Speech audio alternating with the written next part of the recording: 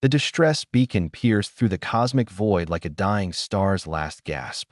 It traveled across parsecs, encoded with desperation and mathematical pleas that transcended language. The Valorians had sent it, a once mighty civilization now brought to its knees by an invasion they couldn't comprehend, let alone defeat. When the signal finally reached Earth, humanity's response was not what the Valorians expected. High Counselor Thexarin stood in the observation deck of the last remaining Valorian command ship, his 6 eyes fixed on the planet below. His homeworld, Valor Prime, burned. The Scourge, biomechanical horrors that consumed everything in their path, had ravaged 70% of the surface in just 3 cycles. His people, who had once mapped 40 star systems and established diplomatic relations with 17 species, were now refugees in their own sky. The signal has been answered, his communications officer announced, her voice trembling with equal parts hope and exhaustion. A species calling themselves humans. Thexarin's mandibles clicked with cautious optimism. What is their military classification? How many dreadnoughts are they sending? The officer's face fell.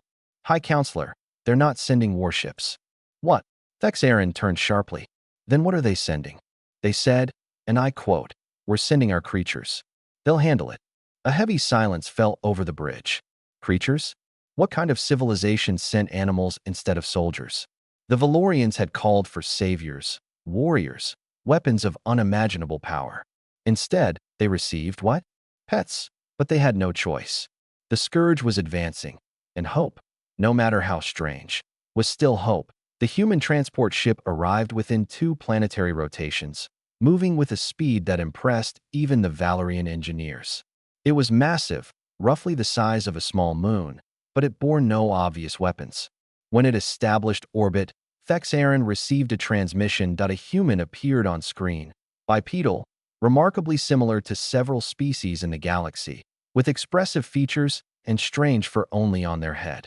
The human smiled, an expression Thexarin's translator identified as friendly. High Counselor, I'm Captain Maria Rodriguez of the Earth Conservation Corps. We received your distress call, and we're here to help.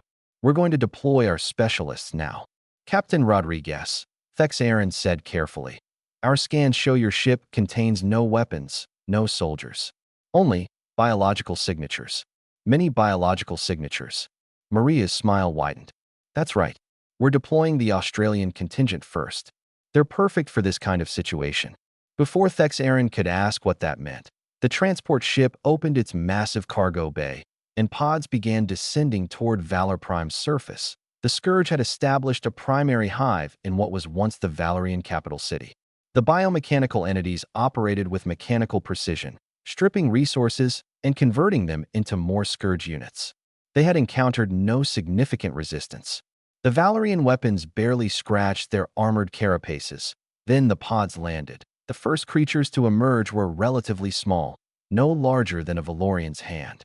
They moved with impossible speed on 8 legs, their bodies covered in hair, their multiple eyes gleaming with alien intelligence. The Scourge ignored them initially, dismissing them as local fauna. That was their first mistake. The spiders, for that's what the humans called them, were from a place called Australia, specifically huntsman spiders and funnel web spiders, genetically enhanced for aggression and resilience. They swarmed the Scourge units by the thousands, finding gaps in the biomechanical armor and injecting venom that disrupted the neural interfaces connecting machine to organic tissue. The Scourge began to spasm and collapse. But the spiders were just the advance guard. From other pods emerged creatures the size of pack animals, covered in thick scales and moving with terrifying swiftness. The Valorians would later learn these were called saltwater crocodiles.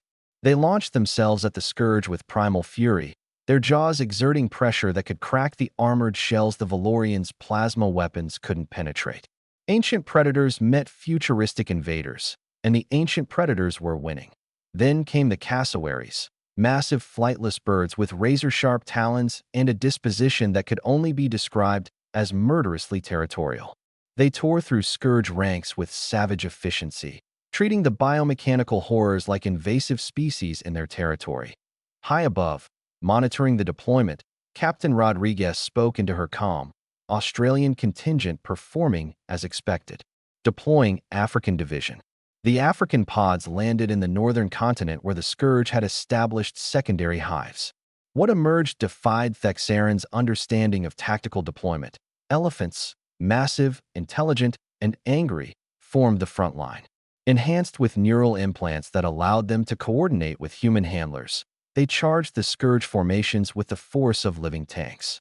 Behind them came Cape buffalo, rhinoceros, and hippopotamus, each one a multi-ton battering ram of pure, focused aggression. But it was the smaller creatures that proved most devastating.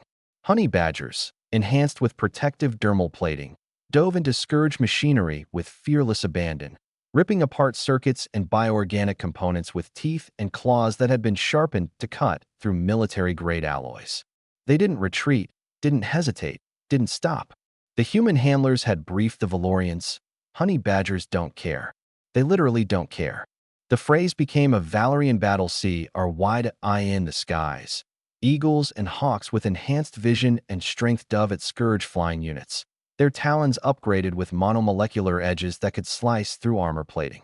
The scourge, designed to counter conventional military tactics, had no protocol for dealing with predators that operated on instinct honed over millions of years of evolution. Captain Rodriguez, Thexarin's voice shook with something between awe and disbelief. Your creatures, they're pushing the scourge back. In 3 planetary rotations, you've achieved what our military couldn't accomplish in 3 cycles. But I must ask, why creatures? Why not weapons? Why not soldiers? Maria's expression grew serious.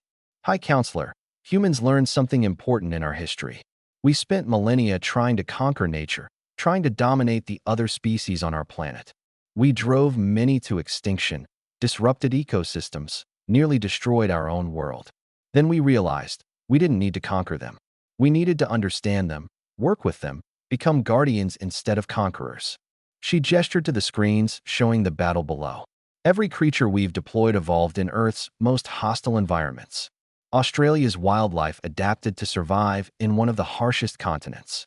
Africa's animals learned to thrive in ecosystems where everything wants to eat everything else. They're survivors, High Counselor. They're the products of billions of years of evolutionary arms races. And you enhanced them, Thexarin observed. Only to survive space travel and coordinate with us, Maria confirmed. Their fighting ability? That's all natural. Earth didn't create warriors, High Counselor. Earth created something better. It created survivors who became predators, predators who became apex predators. And we learned to work with them instead of against them. The final assault on the Scourge primary hive required something special. Captain Rodriguez deployed what she called the equalizers. The Valorians watched in fascination as massive pods descended, each one temperature-controlled and heavily shielded. When they opened, creatures emerged that seemed too massive to be real. Polar bears, engineered to survive in Valor Prime's atmosphere, but otherwise unchanged from their Arctic origins, moved with deceptive speed despite their size. Behind them came grizzlies, Kodiak bears, and black bears. The humans had apparently collected every species of bear on their planet, but the true shock came from the ocean pods. The humans had somehow transported Orcs, killer whales, in specialized environmental suits filled with water. These massive marine predators, coordinated by sophisticated neural links with their human handlers, moved through the flooded lower levels of the hive with the grace of dancers and the lethality of missiles. The Scourge had adapted to fight on land and in air, but they had no counter for predators adapted to 3-dimensional aquatic combat. The hive fell in 6 hours. As the last Scourge entity was eliminated, Thexarin stood on the surface of his homeworld for the first time in cycles. The cities were damaged, yes, but they could be rebuilt. His people had survived. Around him, human handlers worked with their creatures, providing food, water, and, strangely, affection that he watched as Captain Rodriguez knelt beside a honey badger, running her hand over its head while it made a sound his translator interpreted as contentment. Nearby, a handler embraced the massive head of an elephant, and the creature seemed to lean into the touch. You love them, Thexarin said, approaching Maria. It wasn't a question. Of course, she replied. They're not weapons, High Counselor. They're our companions, our partners, our responsibility. We asked them to fight for us, which means we owe them everything. Each one of these creatures will return to Earth as a hero. They'll live in sanctuaries, protected and honored for the rest of their natural lives. Thexarin's mandibles clicked thoughtfully. We called for saviors, Captain. We imagined warriors in shining armor, fleets of ships, weapons that could crack planets. We never imagined that the saviors would have fur and scales and feathers. Maria smiled. That's because your civilization evolved differently. You built up. You reached for the stars and conquered the physics of space travel. That's impressive, truly. But humans? We had to survive Earth first. And Earth is ruled by creatures that have been fighting for survival since life began. She gestured at the horizon, where teams of handlers were loading their creatures back into transport pods. We spent so long fighting nature that we nearly lost. When we finally learned to work with it instead, we discovered we'd been training with the greatest warriors in the universe all along. We just had to stop seeing them as animals and start seeing them as allies. 3 cycles later, the Valerian reconstruction was well underway. More importantly, Earth had established an embassy on Valor Prime, and with it came something unexpected, a zoo. Not a zoo in the traditional sense, but a sanctuary where Valorians could observe and learn about Earth's creatures. Young Valorians pressed against the transparent barriers, watching in awe as honey badgers played, elephants bathed, and dolphins performed acrobatics in massive tanks. Educational programs taught them about evolution, ecology, and the importance of preserving rather than dominating nature. High Counselor Thexarin attended the opening ceremony, standing beside Captain Rodriguez. You've changed our civilization's perspective, he admitted. We always believed intelligence and technology were the ultimate forms of power. You've shown us that survival and adaptation can be just as powerful. Maria nodded. And you've reminded us why we protect these creatures in the first place. They saved your world, High Counselor. They deserve to be honored, protected, and allowed to thrive. That's the message we hope to spread across the galaxy. The message is being heard, Thexarin assured her. 5 other civilizations have already contacted us, asking about Earth's creature warriors. They want to know if humanity will answer their distress calls too. We will, Maria confirmed. But only if they agree to our terms, respect for the creatures, sanctuaries for them afterward, and education about conservation. We're not mercenaries, High Counselor. We're guardians. And we're teaching the galaxy that sometimes the best way to protect civilization isn't with weapons of war.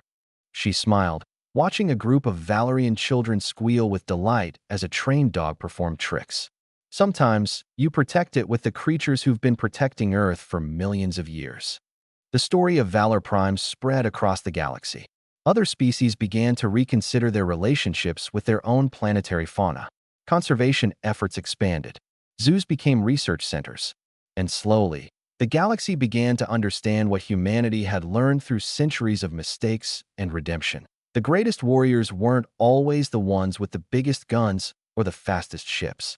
Sometimes, they were the ones who'd spent billions of years perfecting the art of survival. Sometimes, they had fur, scales, feathers, or fins. And sometimes, the truest measure of an advanced civilization wasn't how well it conquered nature, it was how well it learned to live with it. High above Valor Prime, as the Earth Conservation Corps ship prepared to depart for its next mission, Captain Maria Rodriguez looked at her crew. Human handlers who loved their creatures, veterinarians who tended to them, scientists who studied them, and the creatures themselves. Resting after their heroic efforts, they hadn't just saved a civilization. They'd started a revolution. And Earth, that small blue planet in an unremarkable corner of the galaxy, had become known for something unexpected. Not for its weapons, not for its wars, not for its technology, but for its creatures, the saviors with fangs, claws, and an evolutionary heritage that made them the most effective warriors the universe had ever seen. Not because they were designed for war, but because they were designed by Earth itself, the greatest proving ground in the cosmos. The Valorians had called for saviors. Earth had sent its creatures. And the galaxy would never be the same.